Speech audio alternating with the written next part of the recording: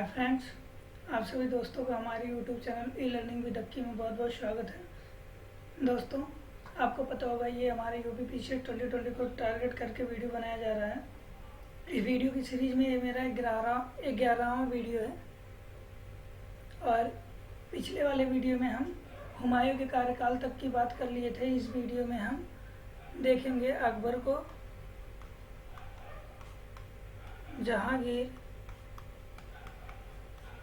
और शाहजहां के बारे में। मतलब ये जो हमारा वीडियो का सफ़र होगा वो 1556 ईस्वी से लेकर 1558 ईस्वी तक का लगभग 100 सालों का हमारा सफ़र होगा। तो हम इस सफ़र पर चलते हैं और देखते हैं नीतियों के बारे में, इनके अभियानों के बारे में और इनके स्थापत्य के बारे में, जो इनकी उपलब्धियां हैं इसके बारे में हम देखेंगे। हम अपने इतिहास को खंगालने की कोशिश करते हैं और उससे कुछ सीखने की कोशिश करते हैं। तो हम वीडियो स्टार्ट करते हैं। दोस्तों, स्टार्ट करने से पहले यदि आप लोग हमारे चैनल को सब्सक्राइब नहीं किए हैं तो प्लीज़ सब्सक्राइब कर लें, जिससे हम जो भी वीडियो डालें आपको नोटिफिकेशन के थ्रू जल्द से जल्द पता चल जाए। स्टार्ट करते हैं दोस्तों। अकबर के बारे में देखते हैं। पहले अकबर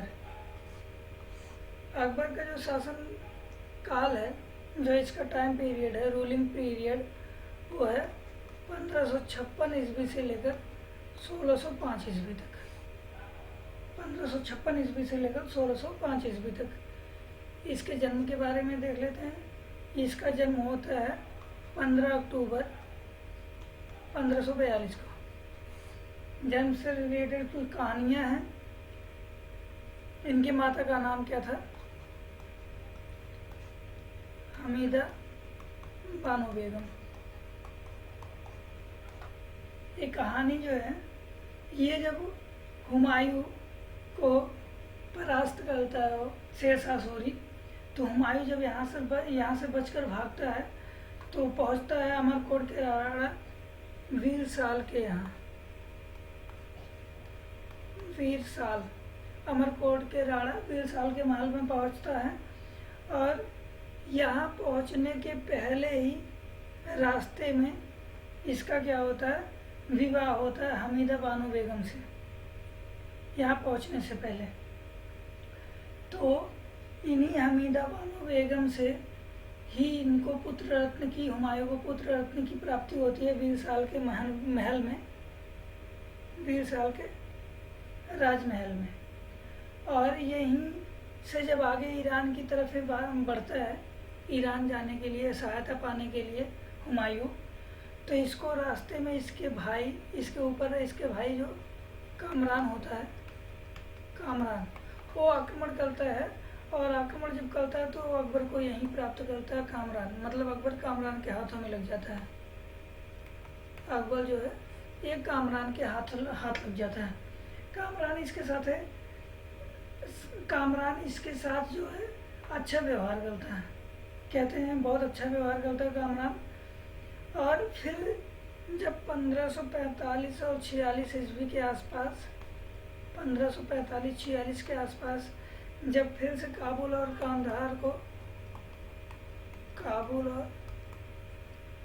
कंधार जो भारत की उत्तर पश्चिम सीमा बनाता था, उत्तर पश्चिम सीमा की रक्षा करने के लिए काबुल और कंधार, ये प्रायः मुगल चाहते थे कि प्रायः काबुल और कंधार को अपने अंडर में रखा जाए। तो इस काबुल और कंधार पर विजय प्राप्त करता है हुमायूं 1545-46 में। यहाँ कामरान का ही शासन होता है। तो यहाँ फिर से अकबर को पुनः प्राप्त करता है हुमायूं। और इसके बाद जब जनवरी 1556 में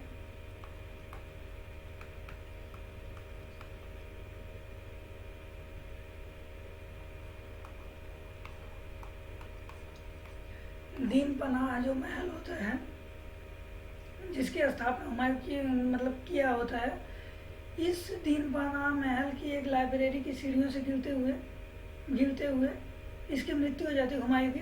तो इसी के बाद 14 फरवरी 1556 को 14 फरवरी 1556 को अकबर कलनौर में अकबर का कलनौर में राज्याभिषेक होता है। कलनौर कहाँ है? गुरदासपुर जिले में है। गुरदासपुर जिले में है। कहाँ है? पंजाब में। पंजाब। यहाँ इसका राज्याभिषेक होता है और बादशाह की उपाधि धारण करता है। ये इस समय लगभग 14 वर्ष की उम्र का होता है, तो अभी छोटी उम्र का होता है। तो इसका जो हुमायूं का मित्र भी होता है वो इसका संरक्षक बनता है। क्या नाम होता है? बैरम खां।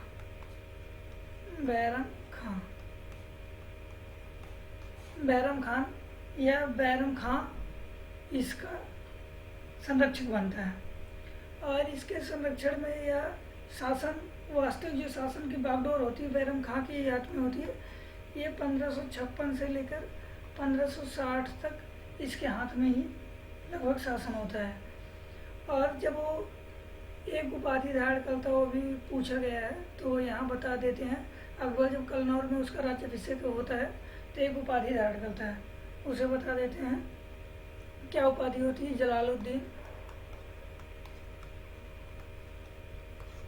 जलालुद्दीन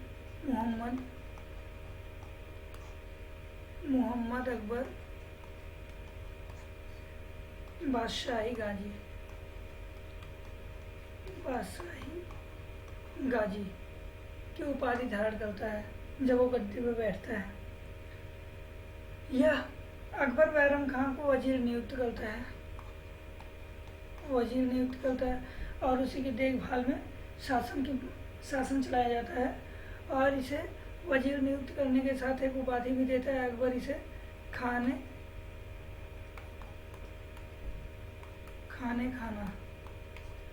खाना की उपाधि देता है और इसी के नेतृत्व में बैरम खां के अकबर युद्ध करता है, पानीपत का प्रथम युद्ध। ये इसका सबसे मेजर अभियान होता है, सबसे प्रसिद्ध अभियान होता है। पानीपत का प्रथम नहीं, द्वितीय युद्ध कब होता है? 1556 ईस्वी में ही। 5 नवंबर 1556 ईस्वी में पानीपत की दूसरी लड़ाई होती है। इसमें ये लड़ाई किसके बीच होती है? अकबर और हेमू ये मालवा के शासक का मंत्री होता है, प्रधानमंत्री होता है। अकबर और हेमू के बीच में ये लड़ाई होता है। हम कहते हैं कि मतलब हेमू जो है युद्ध जीतने वाला ही होता है कि उसके आँख में अचानक तीर आकर लग जाती है, जिससे उसकी मतलब युद्ध का जो पासा है पूरा का पूरा अकबर की तरफ पलट जाता है। आगे इसके मेजर युद्ध देख लेते हैं। प्रमुख युद्ध हल्दी घाटी का युद्ध, ये भी इतिहास प्रसिद्ध युद्ध है। हल्दी घाटी का युद्ध, ये राजपूतों को, जो राजपूत शासक होते थे, ये तो राजपूत शासकों को अपनी अधीनता स्वीकार कराने के लिए अकबर लगभग संपूर्ण राजस्थान को रौंदता है और इसी रौदते मतलब अधीनता के क्रम में, अधीन बनाने के क्रम में यह जो है महाराणा मेवाड़ के जो शासक महाराणा प्रताप होते हैं उनको भी अपने अधीन बनाने के लिए पत्र भेजता है कि मतलब आप हमारी अधीनता स्वीकार कर लीजिए। वो स्वीकार नहीं करते हैं तो अप्रैल-जून 1576 में युद्ध लड़ा जाता है। अप्रैल-जून 1576 में ये युद्ध लड़ा जाता है। इसमें जो महाराणा प्रताप और अकबर के बीच में युद्ध होता है। जो महाराणा प्रताप का नेतृत्व करता होता है ये आसफ खां एक अफगानी होता है, आसफ खां। और इनका जो नेतृत्व होता है ये एक राजपूत शासक मान सिंह करते हैं। मान सिंह जो इनका एक मनसबदार होता है अकबर का, ये करते हैं। ये कछवाहा राजपूत होते हैं। और मान सिंह को ही जो मनसब देने की प्रथा होती है, इसमें सबसे बड़ा मनसब दिया जाता है। 7,000 का मनसब 2 लोगों को दिया जाता है, मान सिंह को और अब्दुल रहीम खान खाना को दिया जाता है। सबसे बड़ी उपाधि 7,000 मनसब की होती है। और यह कई लोग इस युद्ध को धर्म युद्ध की संज्ञा देते हैं। ये बताता है, नेतृत्व करता है, इसके बताते हैं कि ये धर्म युद्ध नहीं था बल्कि राजनीतिक युद्ध था। आगे देखते हैं। ये जो होता है मान सिंह, ये भारमल का पोता होता है। राजा भारमल, कछवाहा शासक राजा भारमल का पोता। भारमल कौन है? ये हरखा बाई के पिता होते हैं। हरखा बाई जिसे कभी कभी जोधा बाई के नाम से भी जाना जाता है, ये थी अकबर की पत्नी, अकबर की राजपूत पत्नी थी। और यह पहला शासक था। भारमल जो है पहला राजपूत शासक था जो मुगलों की जो अधीनता है वह स्वेच्छा से स्वीकार किया था। स्वेच्छा से स्वीकार करने वाला भारमल, राजा भारमल पहला शासक था, कछवाहा शासक था। और यह जो अधीनता का क्रम था, जो मेवाड़ के शासक महाराणा प्रताप को अधीनता बनाना चाहते थे अकबर, या इनकी मृत्यु के साथ 19 जनवरी 1597 में जब महाराणा प्रताप की मृत्यु होती है, महाराणा प्रताप की मृत्यु होती है, तो इसके बाद इनका जो पुत्र होता है अमर सिंह, इससे 1615 ईस्वी में जहांगीर संधि करके इस विरोध को समाप्त कर देता है। जहांगीर एक संधि करके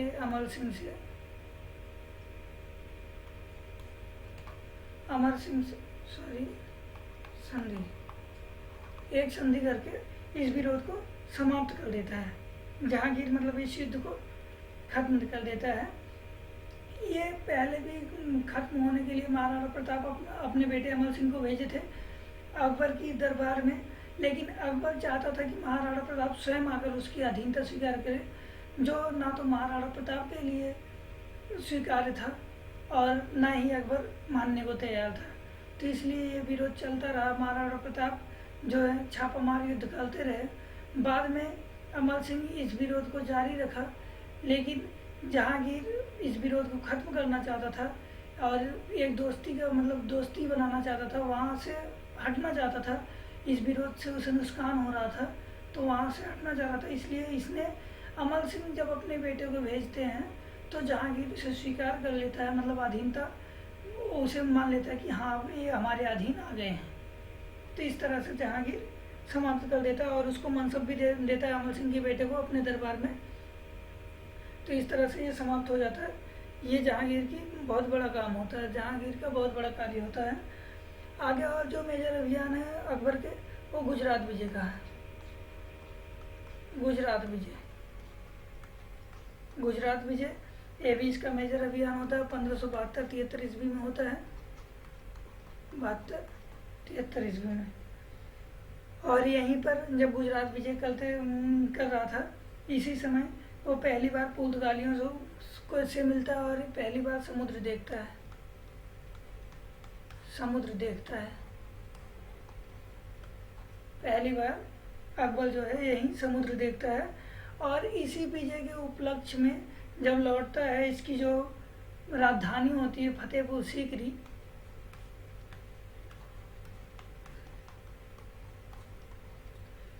इसी में एक गेट बनाता है बुलंद दरवाजा।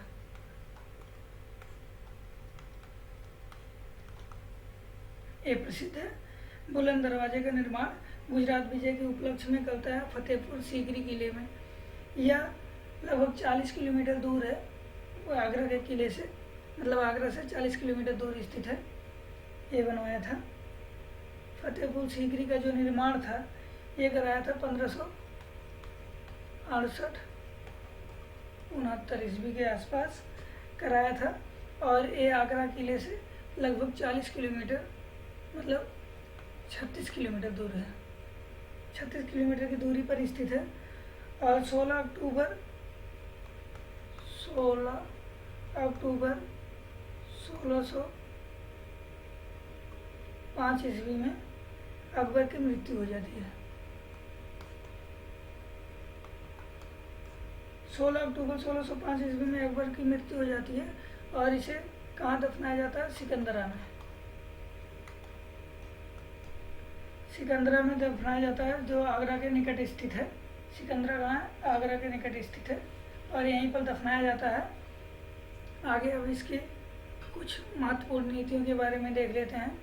ये 1562 में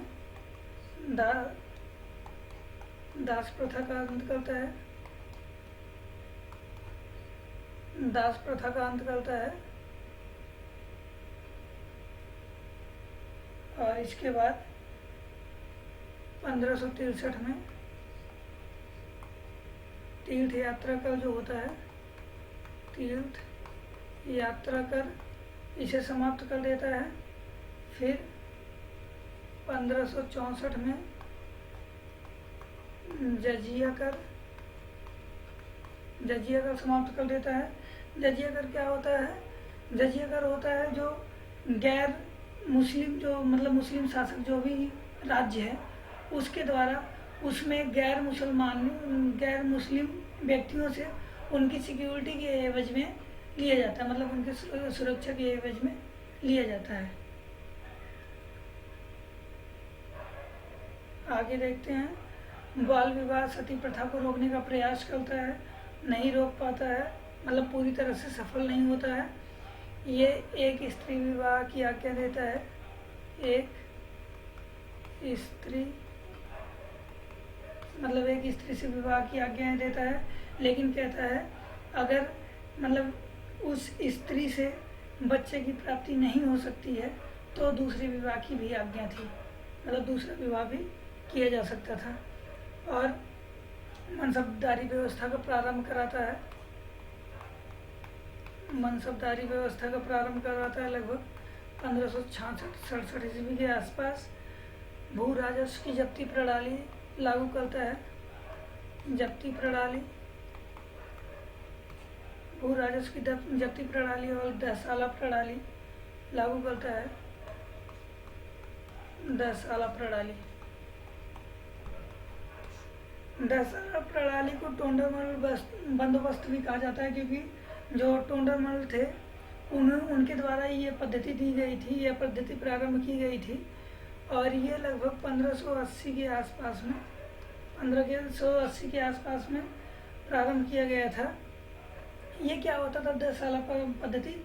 10 साला मतलब 10 साल, 10 का मतलब 10 और साला का मतलब साल, मतलब वर्ष। पिछले 10 वर्षों का जो भी औसत मतलब उत्पाद होता था, जो भी औसत उत्पादन होता था उस पर निर्धारित करके उसके औसत पर कर लगाया जाता था।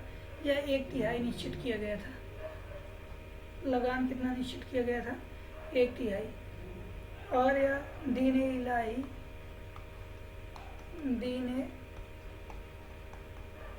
इलाही धर्म की स्थापना करता है लगभग 1582 ईस्वी के आसपास।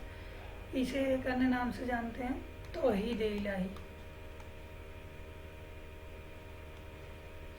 तौहीद इलाही, तौहीद इलाही के नाम से भी जाना जाता है। और यह बेसिकली कोई धर्म नहीं था, बल्कि सभी धर्मों से उपजी एक प्रथा थी, या यूँ कहें सभी धर्मों से उपजी एक विचार था, यह दीन इलाही। और इस धर्म को स्वीकार करने वाला राजा बीरबल एकमात्र और पहला और अंतिम हिंदू था। राजा बीरबल राजा बीरबल के बचपन का नाम कभी कभी पूछा जाता है, तो यहाँ पर ध्यान दे देते हैं, महेश दास। महेश दास।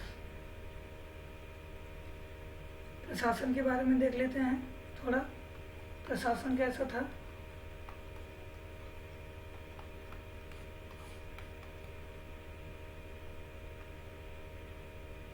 कोई भी जो राजशाही प्रशासन होगा वो हमेशा केंद्रीकृत होगा, केंद्रीकृत। ये लगभग सबकी कॉमन विशेषताएं हैं, इसे ध्यान देना। इनके प्रशासन में जो दीवान होता था, दीवान पद होता है, यह आर्थिक मामलों का सर्वोच्च अधिकारी होता था। आर्थिक मामलों का या राजस्व मामलों का सर्वोच्च अधिकारी होता था। उसके बाद मीर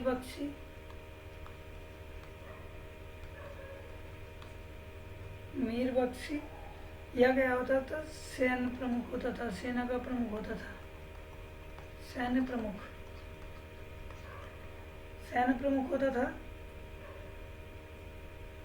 और इनके जो अधिकारी थे, अधिकारीगण, इन सबको वेतन के लिए जागीरें प्रदान की जाती थी, जागीर प्रदान की जाती थी। मतलब यही क्या था, वेतन था, वेतन। और प्रशासन की जो मुख्य व्यवस्था थी वो मनसबदारी व्यवस्था थी। मनसबदारी व्यवस्था क्या था, मनसबदारी व्यवस्था थी। और इसमें जो मनसब प्रदान किया जाता था वो लगभग 7,000 मनसब तक प्रदान किया जाता था, जो सबसे उच्च थी। इसके समय में आगे चलकर मनसब मतलब और ज़्यादा मनसब प्रदान किया गया।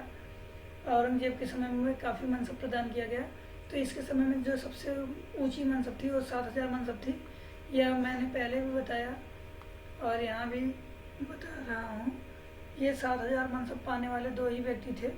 कौन कौन, एक मान सिंह और दूसरा अब्दुल रहीम खाने खाना। इन्हीं दो को 7,000 का मनसब प्रदान किया गया था। यह क्या करता है, अनुवाद विभाग की स्थापना कराता है। अनुवाद विभाग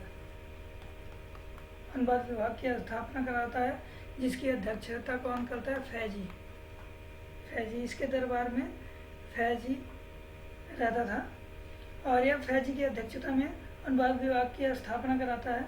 और इस अनुवाद विभाग के ही थ्रू कई सारे महाभारत का फारसी में अनुवाद होता है। किस नाम से, रज्मनामा। और इसका जो अनुवाद होता है वो बदायूनी और फैजी करता है। कौन करता है, बदायूनी और फैजी करता है। रामायण का अनुवाद होता है, इसको बदायूनी करता है, बदायूनी। रामायण का अनुवाद बदायूनी करता है। और लीलावती जो गणित की पुस्तक है, इसका अनुवाद फैजी करता है।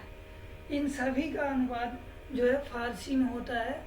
और फारसी उस समय प्रशासन की या राजभाषा थी। राजभाषा क्या थी, फारसी राजभाषा थी। इसके समय में जैन आचार्य एक थे, हरिविजय सूरी। क्या नाम था, हरिविजय सूरी। इनको जगत गुरु की उपाधि दी थी अकबर ने, जगत गुरु की उपाधि दी थी। ये क्वेश्चन में आया है इसलिए बता दिया। और अब्दुल समद जो इनके दरबार का कवि था, अब्दुल समद,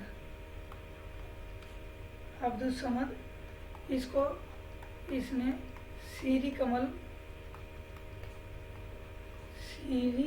कलम की उपाधि दी थी अब्दुल समद को। और मोहम्मद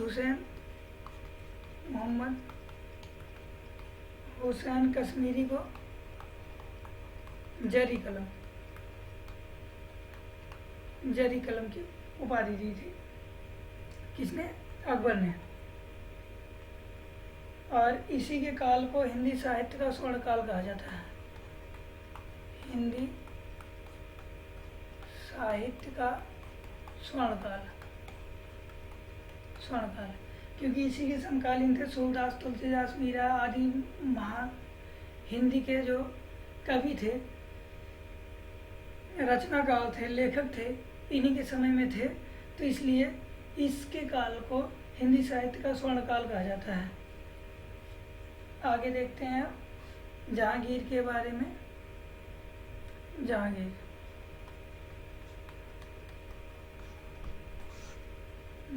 के बारे में देख लेते हैं। इसका जो शासन पीरियड है 1605 से लेकर 1627, 1605 से लेकर 1627 ईस्वी का शासन पीरियड है जहांगीर का। लगभग 22 वर्षों का शासन पीरियड है। इसका जन्म जो होता है, जन्म होता है 30 अगस्त 1569 को। और इसे बचपन का नाम, इसके बचपन का नाम जो होता है सलीम इसके बचपन का नाम होता है। यह 24 अक्टूबर 1605 को नूरुद्दीन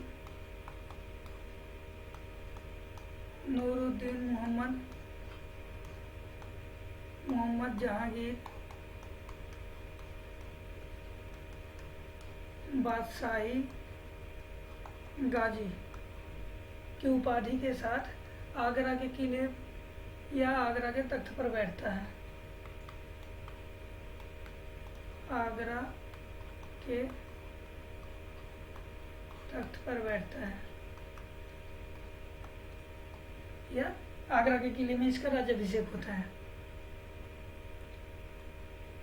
यह सबसे जो इसका प्रसिद्धि प्राप्त है न्याय की जंजीर के कारण इसे प्रसिद्धि प्राप्त है। न्याय की जंजीर जहांगीर न्याय की जंजीर के लिए प्रसिद्ध था। ये सोने की थी न्याय की जंजीर, जो आगरा के किले के शाहबुर्ज और एक जो खंभा था जो यमुना नदी के किनारे था, इस दोनों खंभों के बीच में मतलब शाहबुर्ज और खंभों से लगवाई गई थी।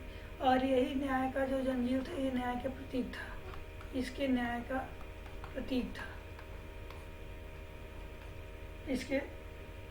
प्रतीक था। ये इसका जो अन्य सबसे प्रमुख कार्य है वो मनसबदारों की जो जात और जात पद थे उसे बिना बढ़ाए हुए सेना को अधिक रखने की संख्या, मतलब सेना को रखने की जो संख्या थी वो बढ़ाने का कार्य किया था। उनकी मतलब जात का जो पद था, जैसे 7000 का मनसब, जिसको 500 का मनसब प्राप्त है उसे 500 का ही मनसब प्राप्त रहेगा। लेकिन पहले जितनी सेना रखते थे उससे ज़्यादा आप रखेंगे। मनसब को दो में बटा था, एक जात और एक सवार। ये पद होता था, जात पद दिया जाता है, इसी पद के अनुसार इन्हें सवार रखना पड़ता था। जो घुड़सवार होते हैं इन्हें मतलब सेना रखनी पड़ती थी। और ये जात पद जो था वो सेम रहेगा, उसी पद पर मतलब जो उसकी मनसब प्राप्त थी उन्हें सेम मनसब प्राप्त रहेगा, लेकिन उनको सवार जो है ज़्यादा रखना पड़ेगा। ये इसका प्रमुख कार्य था। इसे कहते थे दो अस्पा सिंह अस्पा, दो अस्पा और सिंह अस्पा। जिसको दो अस्पा की मतलब पद प्राप्त था, उसे अपने सवार को दोगुना, जो मतलब अपने सवार पद का दोगुना घोड़ा रखना होता था। और जिसे सिंह अस्पा प्राप्त था उसे 3 गुना घोड़ा रखना पड़ता था अपने सवार पद का। आगे बढ़ते हैं। 1606 ईस्वी में ही इसका जो सबसे बड़ा पुत्र होता है खुसरो, वो विद्रोह कर देता है। और खुसरो की जो सहायता है, जब ये विद्रोह करता है तो इसकी सहायता करते हैं 5वें गुरु होते हैं, 5वें गुरु सिखों के 5वें गुरु अर्जुन देव ये इसकी सहायता करते हैं, जिसके कारण अर्जुन देव को फांसी दे दी जाती है और इसके विद्रोह को जल्द ही दबा दिया जाता है और खुसरो को कैद कर दिया जाता है। और इसके सबसे प्रमुख कार्य जो हमने पहले भी बात कर लिया था, ये चित्तौड़गढ़ की संधि थी। चित्तौड़गढ़ की संधि जो 1615 ईस्वी में की गई थी अमल सिंह और जहांगीर के मध्य में। ये नूरजहां, जो इसका नाम नूरजहां, जिसका जो वास्तविक नाम था वो क्या था, मेहरुन्निसा। मेहरुन्निसा जिसका वास्तविक नाम था, ये मिर्जा गियास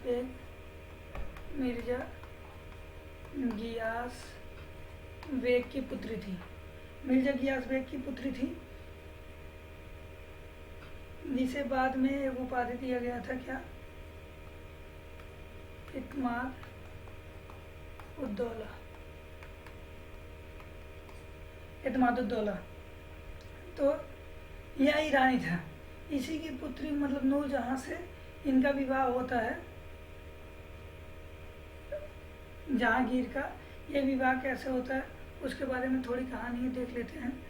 इसका सबसे पहले जो विवाह होता है 1594 ईस्वी में, 1594 ईस्वी में अली कुली बेग से। अली कुली बेग से होता है जी। इसे शेर अफगान के नाम से भी जानते हैं, शेर अफगान के नाम से भी जानते हैं इसको। और इससे हुआ था, उसके बाद इसकी 1607 में मृत्यु हो जाती है। शेर अफगान की 1607 में मृत्यु हो जाती है। तो इसकी जो विधवा होती है मेहरुन्निसा, ये अकबर की विधवा सलीमा बेगम की सेवा में नियुक्त होती है। सलीमा बेगम की सेवा में नियुक्त होती है, जहाँ कहते हैं यहीं पर जहांगीर इससे मिलता है और इसके शक्ल पर मंत्रमुग्ध होकर इसे निगाह कर लेता है। इससे निगाह कर लेता है, इसे निकाह जब कर लेता है तो इसे एक उपाधि देता है जो प्रसिद्ध है, यही नूरजहां। इसे उपाधि विवाह के बाद इसे नूरजहां की उपाधि देता है। और इससे एक और मिलता जुलता फैक्ट है जो कोई आता है क्वेश्चन में, इसकी माँ थी अस्मात बेगम, ये इसकी माँ थी। इन्होंने गुलाब के फूल से इत्र बनाने की कला का आविष्कार किया था। इत्र बनाने की कला का आविष्कार किससे, गुलाब की पंखुड़ियों से, गुलाब से इत्र बनाने का आविष्कार किया था अस्मात बेगम ने। आगे देखते हैं, इसके जहांगीर के काल को चित्रकला का स्वर्ण काल कहा जाता है। चित्रकला का स्वर्ण काल कहा जाता है। इसके दरबार में कई सारे चित्रकार थे। आगा रजा खां,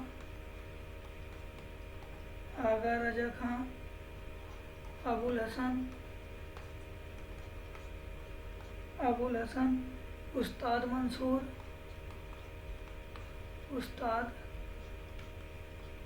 मंसूर, विशन दास, मोहम्मद नासिर, ये सब इसके दरबार के चित्रकार थे। और आगा रजा खां जो है, इसी के नेतृत्व में यह एक चित्रणशाला की स्थापना करता है। यह अपने जो इसकी आत्मकथा है, जहांगीर की आत्मकथा तुजो ए जहांगीरी, ये अपने आत्मकथा में कहता है कि अलग अलग, अगर मतलब एक ही चित्र को अलग अलग चित्रकार इसके अलग अलग पार्ट को बनाएं तो इसके भागों मतलब अलग अलग जो पार्ट हैं उससे देखकर ये चित्रकारों के नाम बता सकता है। चित्रकारों को मतलब बता सकता है कि कौन से चित्रकार ने क्या बनाया था। ये खुद भी बहुत अच्छा चित्रकार था तो इस तरह से इसके मतलब इसके काल को चित्रकला का स्वर्णकाल कहा जाता है।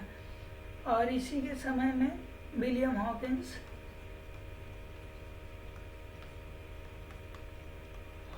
आता है।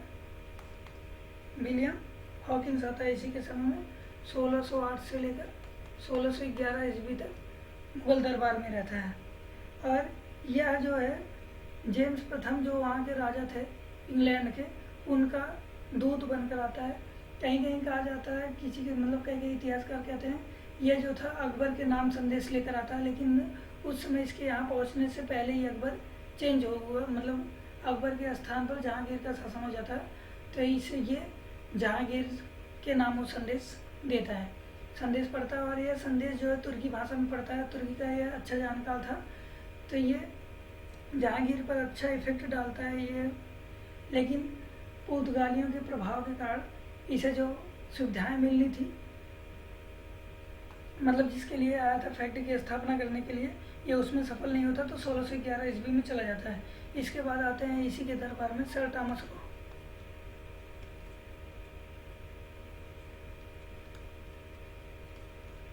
रो। सर थॉमस रो ये 1615 से लेकर 1619 ईस्वी तक मुगल दरबार में रहते हैं। ये भी जेम्स प्रथम के दूत बनकर आते हैं।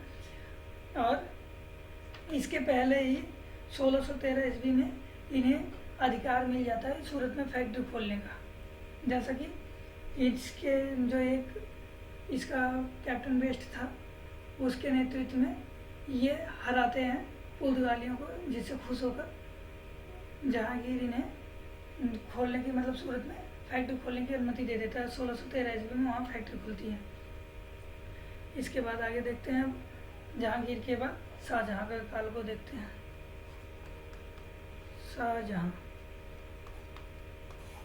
शाहजहाँ का जो टाइम पीरियड है वो 1627 से लेकर 1657 या 58।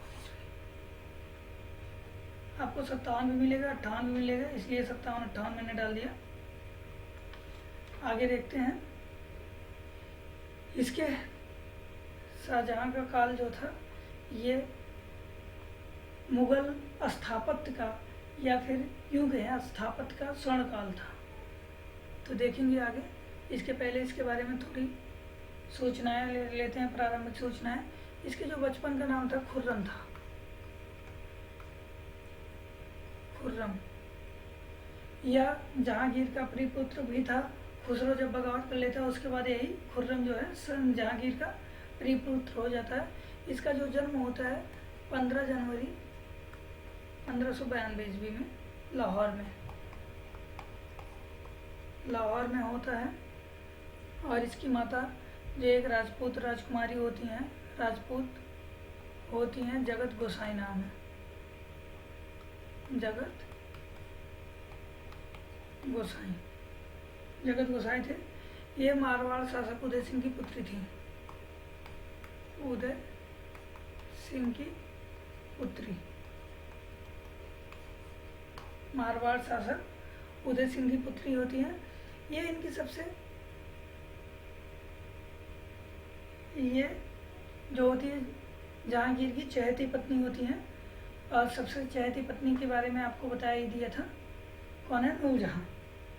आगे देखते हैं जो शाहजहां की सबसे चहेती पत्नी होती हैं, क्या नाम होता है? नाम तो आपको पता चल गया होगा, मुमताज महल। इनका जो रियल नेम होता है उसका क्या है? कभी कभी रियल नेम पूछा जाता है तो याद रखना जरूरी है। अर्जुमंद बानो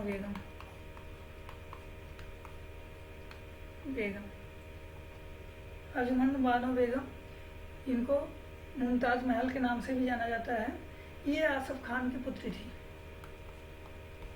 आसफ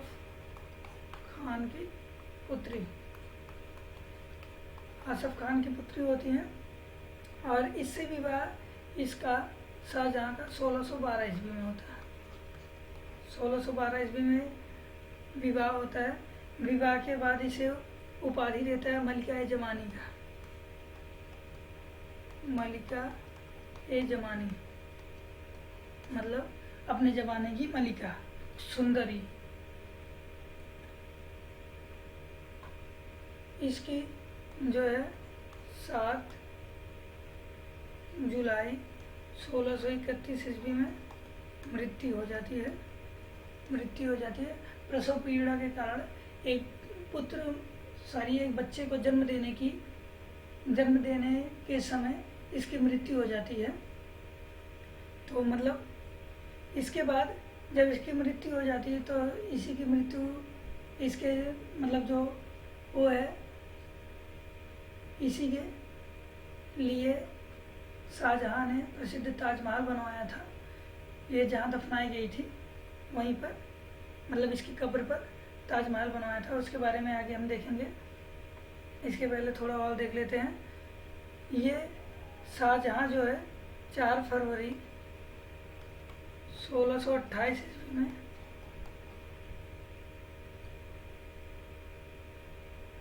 अबुल मुजफ्फर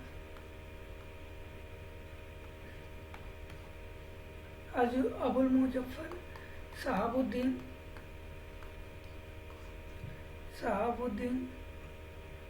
मोहम्मद साहिब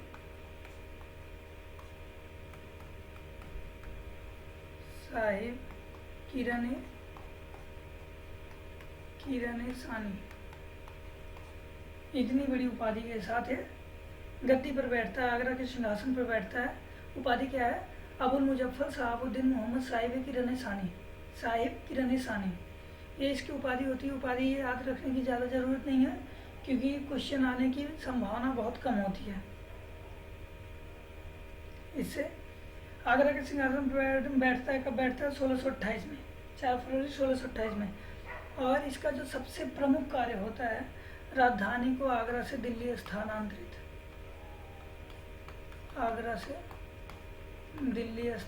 करता है। राजधानी को लगभग 1638 ईस्वी के आसपास जब शाहजहानाबाद नामक एक शहर बसाता है और इसी शहर के बसाने के क्रम में प्रसिद्ध लाल किले का निर्माण कराता है। ये भी 1638 के आसपास होता है। तो इस समय आगरा से दिल्ली स्थानांतरित करता है। इसके अन्य मुख्य अभियानों के बारे में देख लेते हैं, उसके बाद स्थापत्य के बारे में आगे फिर से देखेंगे। मुख्य अभियान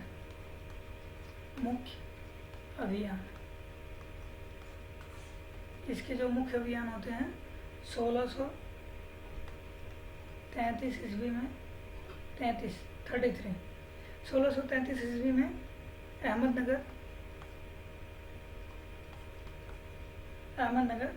जो बहमनी साम्राज्य का एक उत्तराधिकारी राज्य होता है। तो अहमदनगर मुगल साम्राज्य में शामिल हो जाता है।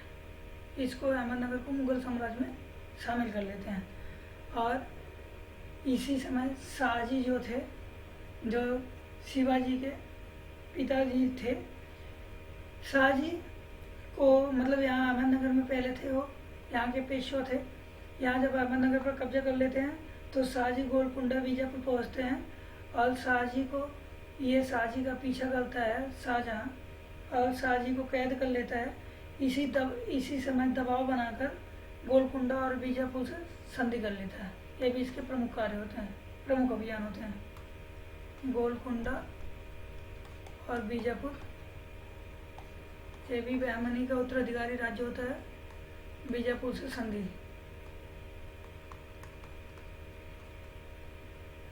संधि कर लेता है। और इसी के बाद औरंगजेब को दक्कन का सूबेदार नियुक्त करता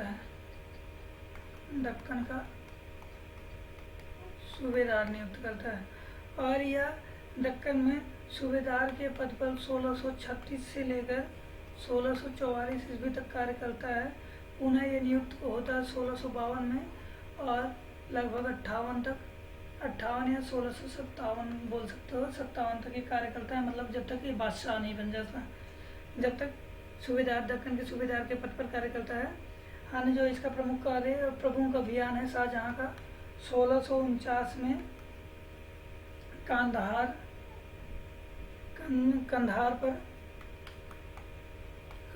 पर ईरान का अधिकार हो जाता है, ईरानी अधिकार हो जाता है। तो अब उत्तर पश्चिम सीमा जो है कमज़ोर हो जाती है, इससे ईरानी जब अधिकार होता है कंधार पर, तो इसीलिए इसी के आसपास ये बल्ख का अभियान करता है। क्या? बल्ख का अभियान करता है, जो ये सफल भी नहीं होता ये अभियान। ये बल्ख का जो अभियान होता है ये उसी के अकबर के नेतृत्व में औरंगजेब के नेतृत्व में होता है। तो ये बल्ख और बदख्शां जो प्रदेश होते हैं, बल्ख और बदख्शां 2 प्रदेश होते हैं। इन दोनों को बफर स्टेट बनाना चाहता है। बफर स्टेट क्या होता है?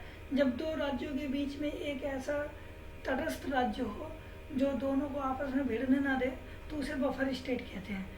बफर स्टेट बनाना चाहता था बल्ख और बदख्शां को, लेकिन उसमें सफल नहीं होता है। फिर भी औरंगजेब की दृढ़ता के कारण ये असफल भी नहीं होता, पूरी तरह से असफल भी नहीं होता है। मतलब इसे ज़्यादा नुकसान तो होता है, लेकिन बहुत ज़्यादा जो नुकसान की आशा थी उससे बच जाता है।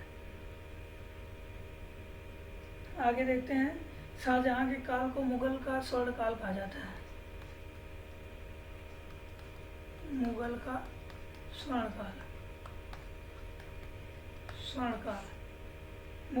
काल कहा जाता है। शाहजहाँ के काल को स्वर्ण काल क्यों कहा जाता है, देख लेते हैं। कला, साहित्य और शिक्षा के क्षेत्र में अमूल्य भी विकास होता है इसी समय में।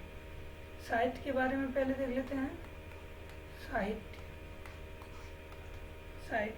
इसके जो दरबार के प्रमुख साहित्यकार थे, अब्दुल हामिद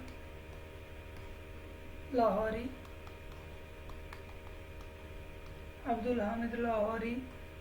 मोहम्मद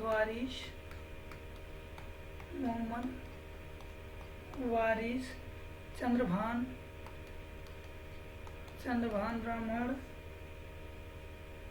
और अमीनाबाई, ये सब इसके दरबार के, अमीनाबाई कजुवीनी और जलालुद्दीन ताबतबाई, ये सब इसके दरबार के प्रमुख साहित्यकार थे। और इसका जो राजकवि था उसका नाम क्या था? कलीम इसका राजकवि था। ये सब कई सारे साहित्यों की रचना की। ये मतलब साहित्य का, इसके काल में भी साहित्य का अच्छा विकास हुआ। और एक संस्कृत के मर्मज्ञ थे, संस्कृत के विद्वान थे कवींद्राचार्य,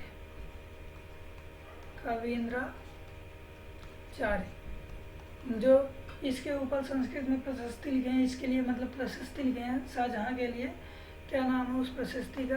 कवींद्र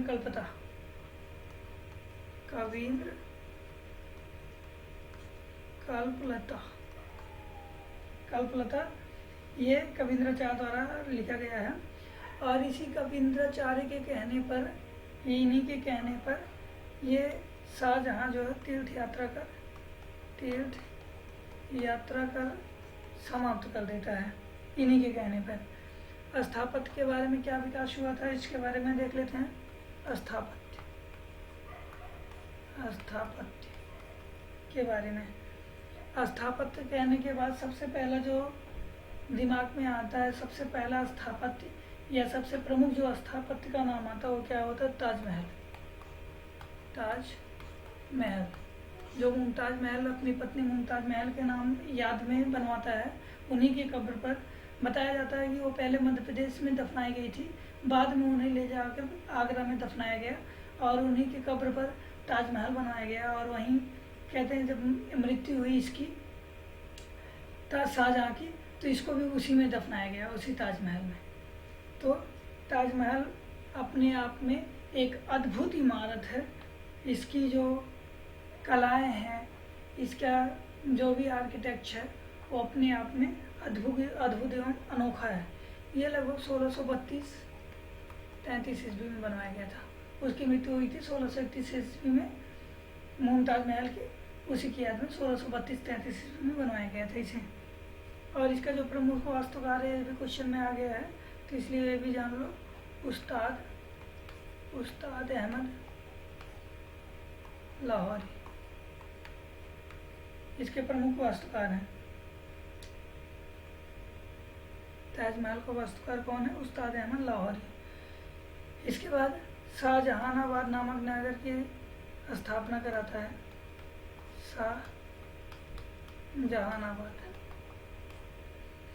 शाहजहानाबाद नामक नगर की स्थापना 1638 ईस्वी में कराता है। अब शाहजहानाबाद का नाम लेते ही सबसे प्रमुख जो इमारत का नाम आता है लाल किला।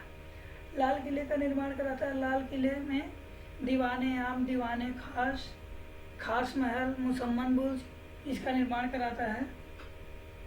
और मोती मस्जिद का निर्माण कराता है। मोती मस्जिद, एक चीज ध्यान देना, ये जो मोती मस्जिद है ये आगरा के किले में है, आगरा में, जो इसने शाहजहां ने निर्माण कराया था।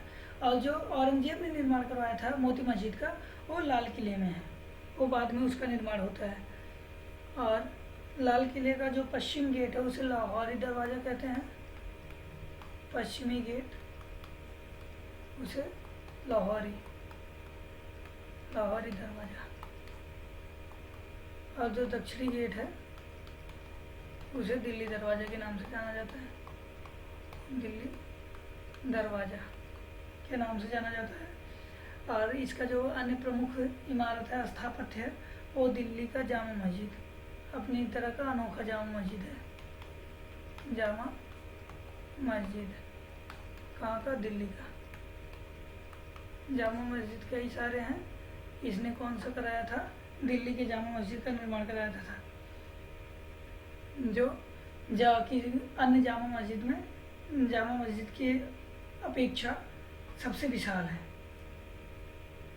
इसलिए इसके इतने सारे स्थापत्य के कारण इसके काल को स्थापत्य का स्वर्णकाल भी कहा जाता है। आगे देखते हैं प्रमुख चित्रकारों के बारे में। चित्रकला का विकास। प्रमुख चित्रकार, इसके समय में चित्रकला का भी अद्भुत विकास हुआ था। क्या है? मोहम्मद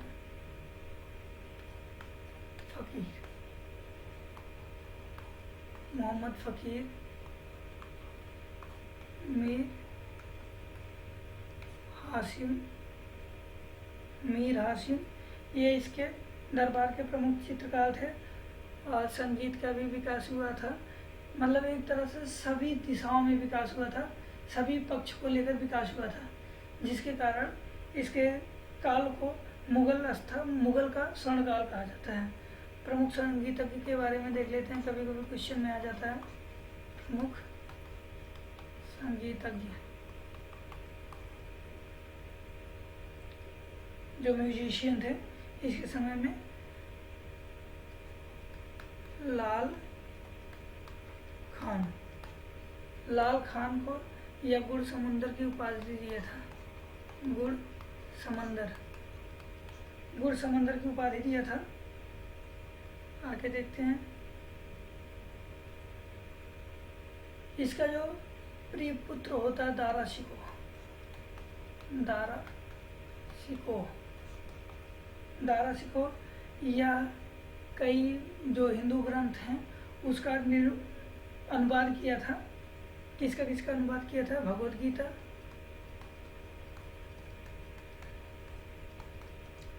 गीता, योग वशिष्ठ,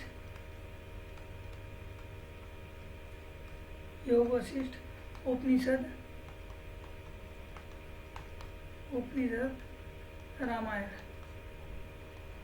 रामायण, इन सब का इसने फारसी में अनुवाद किया था। और उपनिषद का जो अनुवाद है इसका क्वेश्चन में आया है, इसका नाम है सर-ए-अकबर।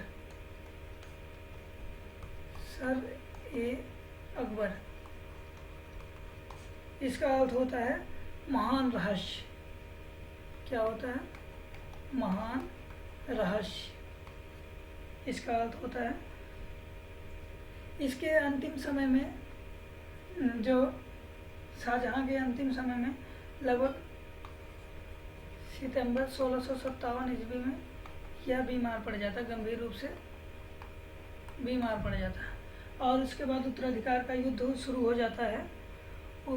इसके जब ये बीमार पड़ता है तो मृत्यु की अफवाह फैल जाती है, और मृत्यु की अफवाह के साथ ये भी फैल जाती है कि दारा शिकोह को ये राजा बनाना चाहता है शाहजहाँ, और ये सच में दारा शिकोह को बनाना भी चाहता था, लेकिन दारा शिकोह उस समय राजा नहीं बना था। और ऐसा अफवाह फैल जाता है कि दारा शिकोह मतलब जानबूझकर इन्हें मार दिया, शाहजहाँ को, ऐसी अफवाह फैलती है।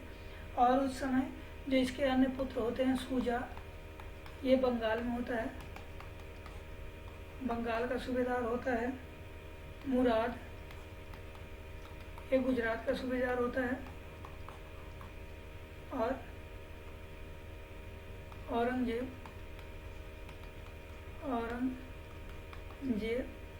ये होता है दक्कन का सूबेदार होता है। तो मुराद और औरंगजेब संधि कर बढ़ते हैं दिल्ली की तरफ, और शुजा भी इधर से बढ़ता है। तो इस क्रम में युद्ध होता है।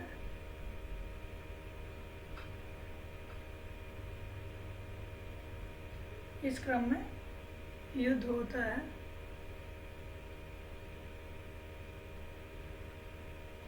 कौन कौन से उत्तराधिकारी युद्ध हैं? 3 मेन युद्ध हैं, देख लेते हैं। एक धर्मत का युद्ध, दूसरा सामूगढ़ का युद्ध, और तीसरा देवराय का युद्ध। जो अंतिम उत्तराधिकारी युद्ध भी होता है, ये होता है धर्मत का युद्ध 15 अप्रैल 1658 ईस्वी में, और जो सामूगढ़ का युद्ध होता है 29 मई को 1658 ईस्वी में होता है। और जो अंतिम युद्ध होता है मार्च 1659 ईस्वी में होता है। और इस अंतिम युद्ध में, देवराय के युद्ध में, दारा को मृत्युदंड दे दिया जाता है। मृत्युदंड का कारण जो बताया जाता है वो इस्लाम धर्म की अवहेलना बताई जाती है।